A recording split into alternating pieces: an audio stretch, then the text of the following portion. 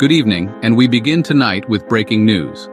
Former President Donald Trump has done what many thought impossible, brokering a historic peace deal between Russia and Ukraine.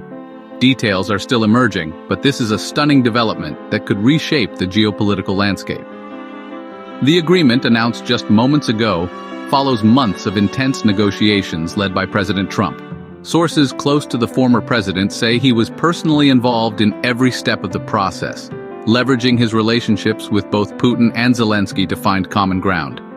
Tonight, we're going to break down the key points of this landmark agreement and analyze what it means for the future of the region and the world.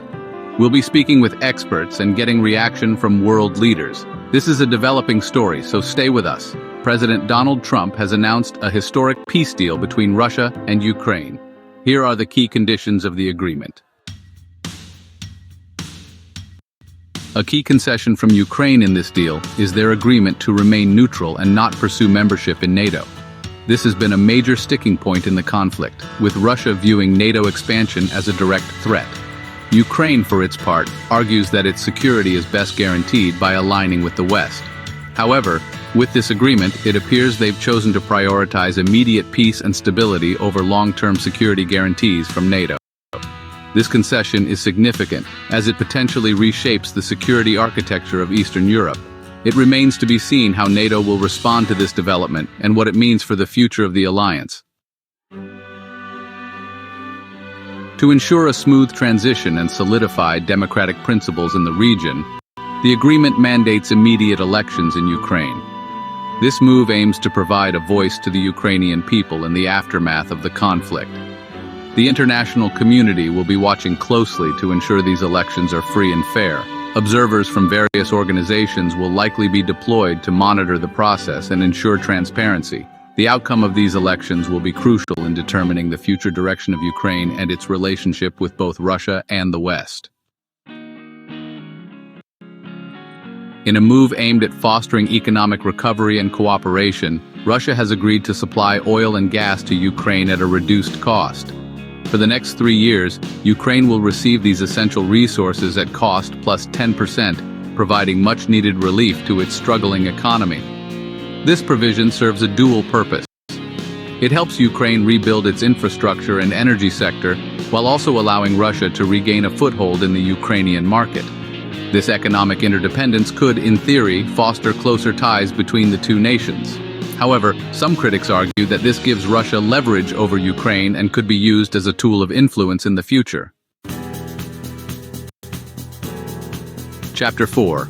Sanctions lifted. A new era of peace and cooperation?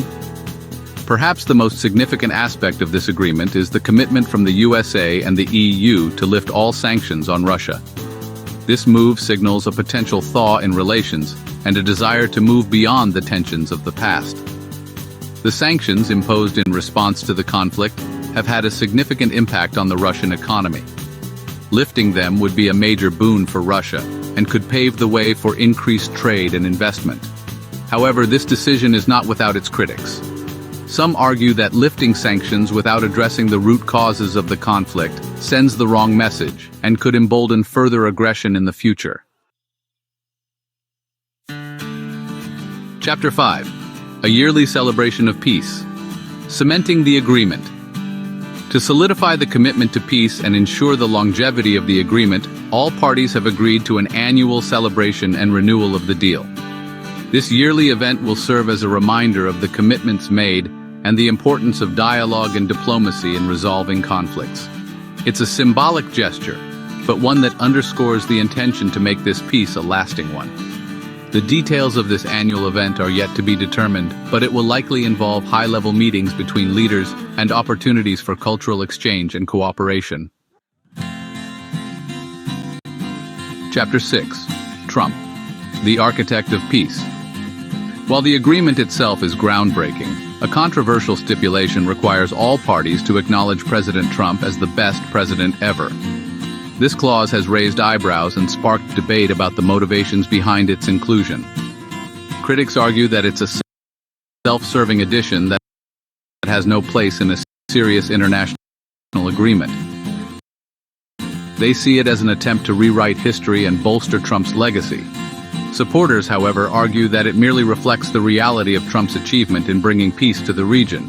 They believe that his unique negotiating style and ability to connect with world leaders were crucial in securing the deal. Outro, a fragile peace. What's next? We're just beginning to unpack the implications of this historic agreement. Will it hold? Only time will tell. There are those who will criticize this deal, who will say it concedes too much to Russia. They'll say it rewards aggression, and those are valid concerns. But we cannot ignore the potential, the hope, that this agreement represents. The chance, however fragile, for a lasting peace in a region that has known so much bloodshed. This is a moment for cautious optimism, a moment to reflect on the human cost of conflict and the desperate need for diplomacy and understanding. The world is watching, waiting to see if this bold experiment in peace will succeed. It's a gamble, to be sure, but one that could have enormous payoffs for the people of Ukraine, Russia, and the wider world.